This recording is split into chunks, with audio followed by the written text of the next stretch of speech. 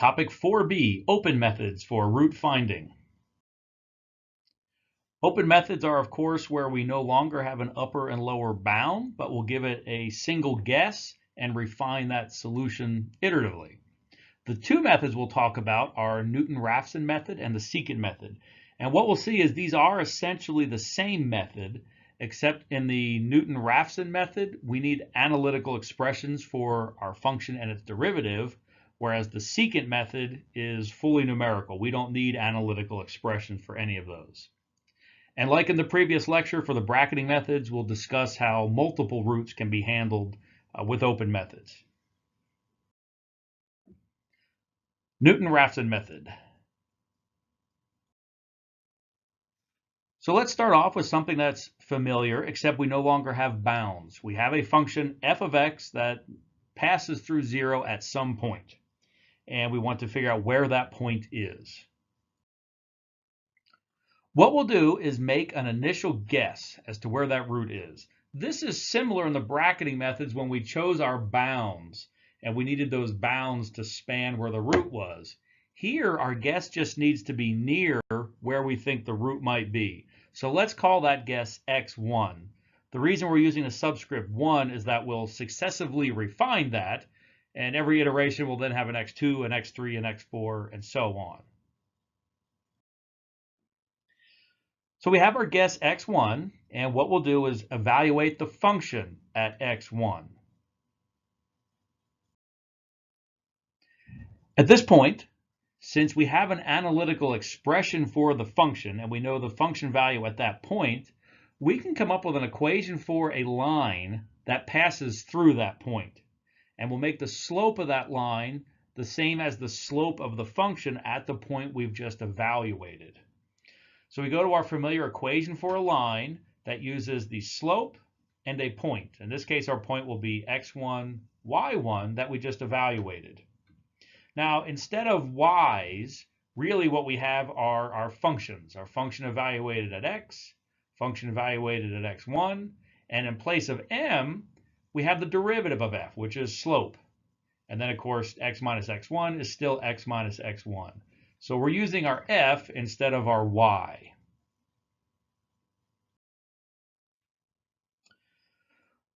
Well, we had our equation for the line, and to find out where that line passes through 0, we set that value of where y was, or f of x, we set that to 0 and solve for x2. This will be our next guess as to where the root will be. So we solve this equation for x2, and we end up here. And what we see is our new guess is the old guess minus some kind of delta, and it's the function divided by its derivative evaluated at the point x1. So x2 tells us where that line crosses the x-axis, and it's our next guess as to where the root might be. So by now you can probably see where this is going to go. We then evaluate our function at that second point. We come up with an equation for a line passing through that point. We calculate where that new line crosses the x-axis, and that crossing we'll call x3. That is yet our revised guess as to where the root might be. We evaluate the function at that third point, and so on. And in this case, we converged in 5 iterations. So here's the algorithm. We start in step 1. This is analytical, so we will need analytical expressions for f and its derivative. Interestingly, we don't necessarily need the analytical expression for its derivative. What we really need is the function divided by its derivative.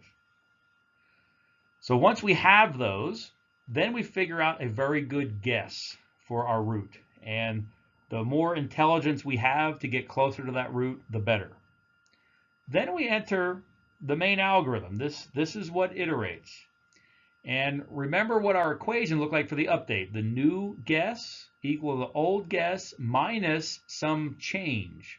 So what we'll do is we'll calculate that change, which was the function divided by its derivative, We'll then update our guess at x with the change, but the benefit of having calculated this delta x is that is exactly the parameter we'll need to check if it falls below our tolerance to let us know if we're done. If our changes to x become sufficiently small, we can end the algorithm.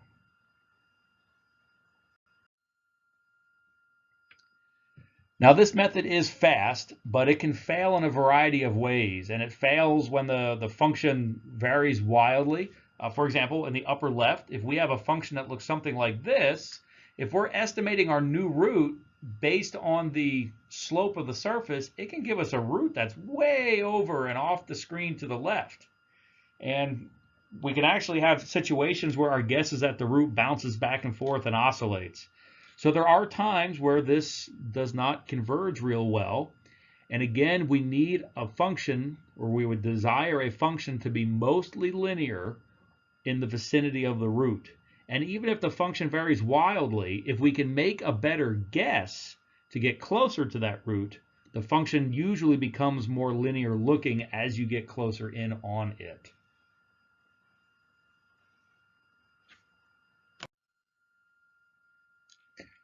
So some final notes on this Newton-Raphson method. We don't require bounds anymore, but we do need a good guess. And if your function is very, very nonlinear and crazy, we may need a really, really good guess. We do need our function and its derivative to be analytical in order to implement this method. When that's not, really we use our next method called the secant method. So for functions that are very linear, in the vicinity of the root, this converges really, really, really fast. But when that's not the case, this algorithm is vulnerable to instabilities and other things that we've shown. Also, if there's multiple roots, it may converge to the wrong root, not the root you're looking for. And the last note, later in the semester when we get to optimization, we'll be learning something called the Newton's method. And it's a twist on the Newton-Raphson method, but I just want to point out not to confuse those. They are very different methods. Let's do a quick example. Suppose we have the function sine x, and we'd like to find the root of f in the proximity of x equals 4. So of course this is sine x, we have an analytical function, and we know where this has roots. But let's pretend we don't. And how would we solve this using the Newton-Raphson method? Step 1, we need to derive an analytical expression for the function and the function divided by its derivative. Well, we have the analytical function already for the function. It's sine x. So what is its derivative? Well, the derivative of sine is cosine. So our delta x, what we'll use for our update, is the function divided by its derivative. The function is sine x over the derivative of sine x is sine x over cosine x, or tan x. So tan x is actually how much we have to change our guesses at the root each iteration. So our update equation, if you will, our new value of the root will be the old value of the root minus tan x. So what does this look like in MATLAB? We will give our initial guess for the root, in which case xr equals 4. We will define the tolerance of how much of this little delta x, how small that has to be before we quit our loop. And so at first we'll define dx to be infinite. That ensures that we'll go into our loop. And we will repeat this loop as long as the absolute value or the magnitude of that change is greater than the tolerance that we've defined. So step 1, calculate dx. We've calculated that or derived that to be tangent of x. Once we have dx, we can update our value of x. And of course, since we've updated dx, our while loop then checks that against the tolerance, and when that finally converges, we're done. And so in 7 lines of code, we've implemented the Newton-Raphson method.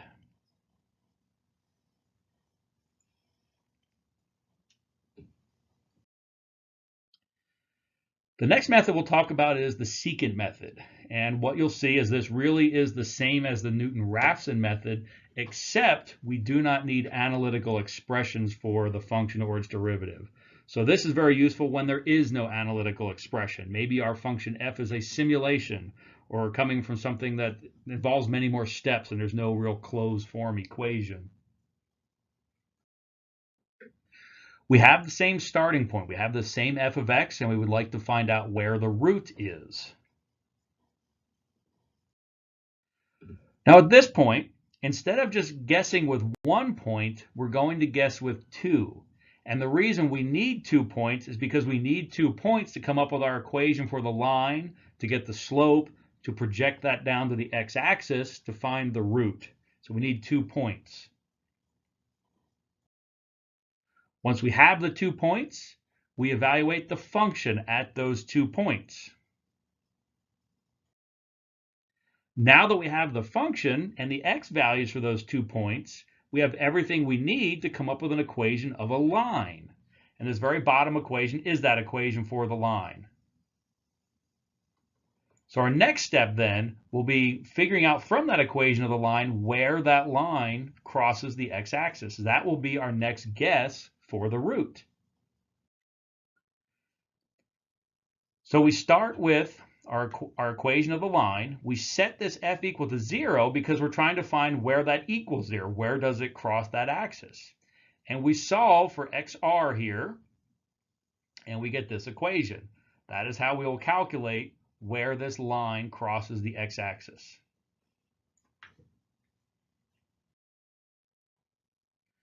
Once we do that, then we evaluate the function at that new point. At this point, we have 3 different points. So what we'll want to do is discard this first point and essentially define these more recent 2 points as x1 and x2. So let's go ahead and do that. So we copy the information from x2. So we have an x2 and an f2. We copy that over to x1 and f1. So in other words, our new first point is our old second point. And our new second point will be where we just evaluated this new guess at xr and the function evaluated being fr. So now what we're showing is f1 and f2, or x1 and x2. On the previous slide was xr and x2. And we just move over our 2 points and we repeat this process. We have 2 points. From that we get the equation of a line. And once we have that, we can figure out where that line then crosses the x-axis. That's our next guess for the root. We will evaluate the function at that point. And now we're ready to eliminate point 1 again and redefine our point 1 and point 2 from fr and f2. These will become our new points 1 and point 2. And now you're getting the pattern. This continues. We'll fit a line, figure out where that crosses, adjust points 1 and 2, and so on. So here's the algorithm written out. We make 2 initial guesses. So unlike the bracketing methods, don't confuse these for bounds. Those do not necessarily span the root, although they can. They're just 2 guesses within the vicinity of the root. We then evaluate the function at point 1. And at that point, we enter our iterative algorithm. And the first step inside our iteration is to evaluate the function at the second point. Now that we have the 2 points, we can calculate this delta x, how far we want to move x2 in order to get to our next guess at the root. Then we adjust our points so that x1 and x2 are now our 2 most recent points. Given that we have delta x, we can then update our value of x2. And also, since we calculated delta x like this, we can immediately check that to see if that's less than our tolerance. And we're done.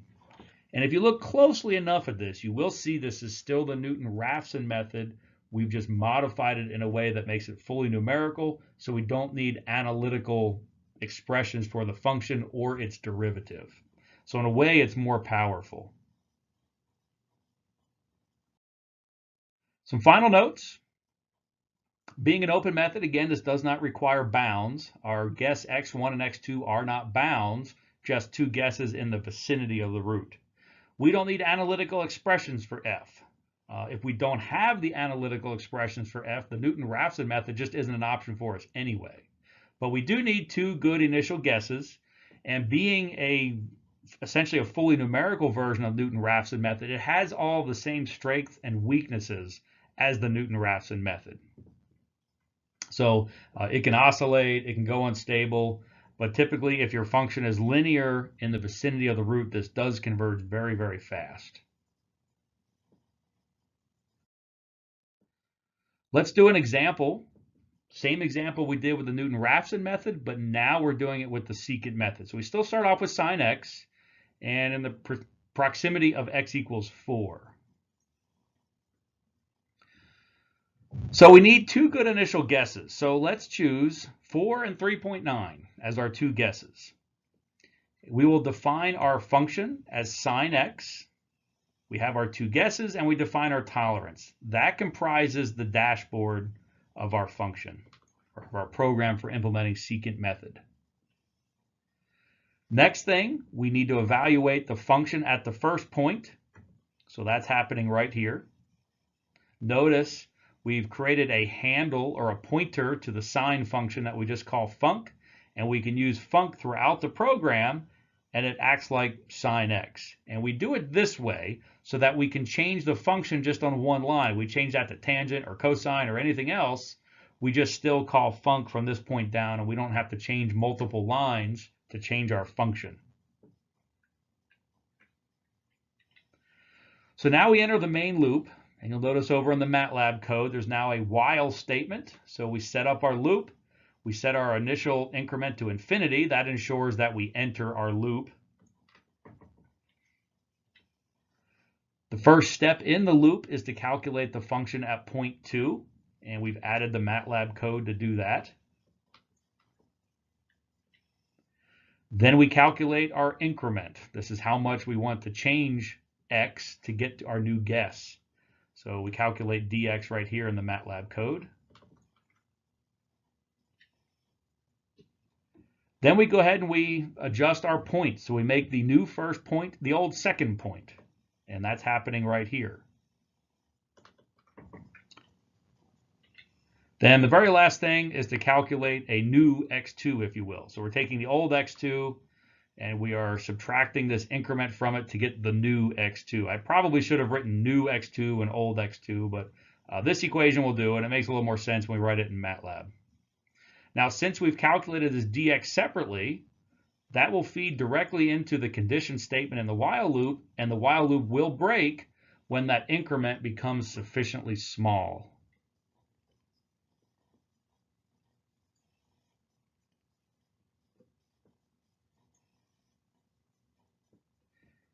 And we see that we've converged after 5 iterations.